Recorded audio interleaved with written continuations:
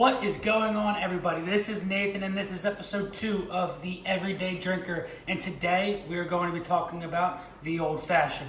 Let's get into the episode.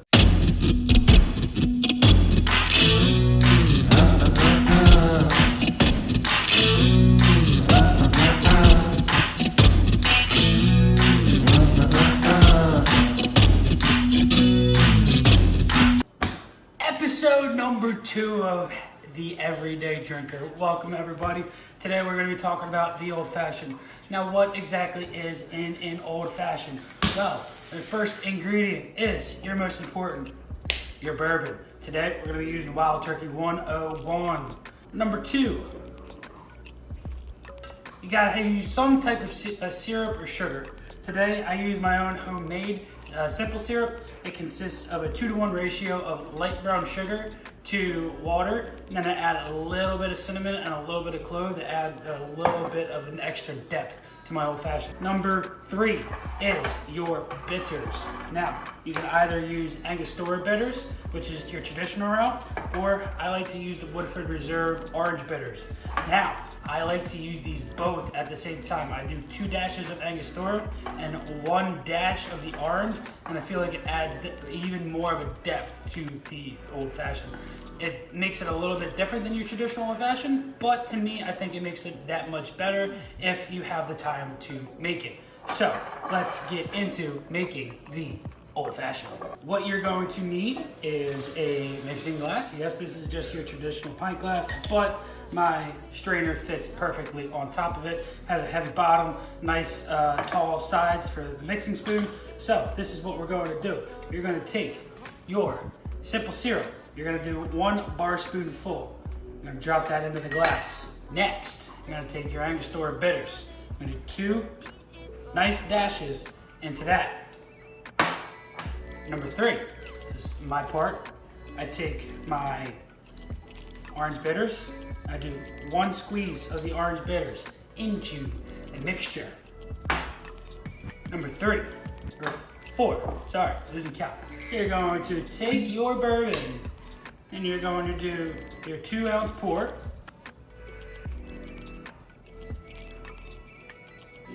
Pour that right into the glass. I stir this around first without making sure I don't add any air bubbles or anything before I add ice, just so that I know that everything is a little mixed, bit more mixed before you add the ice and you don't leave anything on the bottom of the glass. So next up, we're gonna add ice. Add it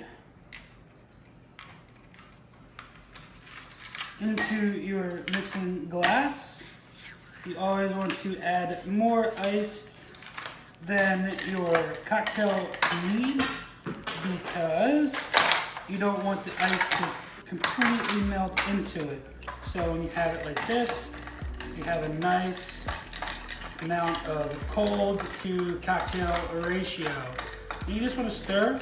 You don't want to add any air bubbles. You want to make sure that the outside of your spoon sticks to the inside of the glass. And you're just swirling that ice around the cocktail.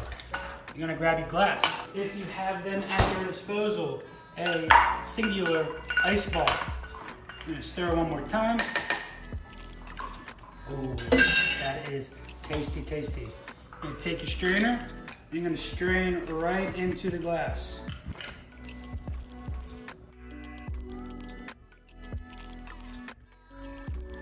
That looks absolutely delicious.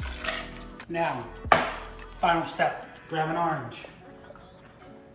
Grab a knife. Adults, be safe. I know sometimes we're not. You're going to take the orange peel, cut it off.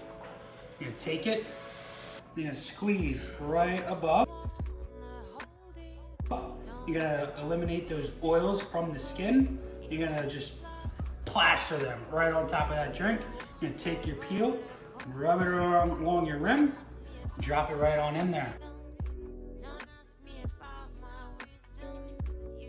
This is your old fashioned. Cheers. Let's give it a little taste. Oh, it's so good. The Wild Turkey 101 is one of my absolute favorite bourbons to use in an old fashioned. The higher proof just allows it to not get diluted with all that extra water that you're adding from the ice. Just makes it that much more flavorful, and you can incorporate more flavors from the bourbon when they're not diluted from more water. The larger ice cube just helps in general with a slower melt rate, keeps it cold and doesn't melt as fast as smaller ice cubes because there's less surface area. And then that extra orange peel, just when you squirt the oils on top of it, it gives you a nice aromatic sensation when you're smelling the citrus, and it just adds just that much higher of a component into the drink when you have the ability to do so. I mean, I could drink old fashions all freaking day, and unfortunately I can't, but it's so simple to make, and with just 1, 2, and 3 or 4 ingredients, you can have the perfect drink for you if you're a bourbon drinker. You can also make old fashions with tequila. I've seen people make them with gin. I don't know how well that tastes, but one day we'll find out. We'll do it on this channel, and I'll let you guys know if it's worth your while to make. But until next week, this has been Nathan with Everyday Drinker.